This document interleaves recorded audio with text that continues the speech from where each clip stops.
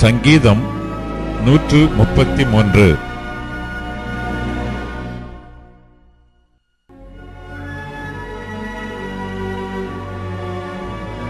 தாவீது பாடின ஆரோகண சங்கீதம்.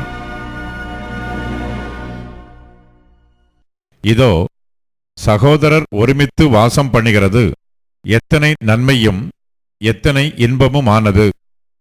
அது ஆரோனுடைய சிரசின் மேல் ஊற்றப்பட்டு அவனுடைய தாடியிலே வடிகிறதும் அவனுடைய அங்கிகளின் மேல் இறங்குகிறதுமான நல்ல தைலத்துக்கும் எர்மோன் மேலும் சீயோன் பர்வதங்கள் மேலும் இறங்கும் பனிக்கும் ஒப்பாயிருக்கிறது. அங்கே கர்த்தர் என்றென்றைக்கும் ஆசீர்வாதத்தையும் ஜீவனையும் கட்டளையிடுகிறார்.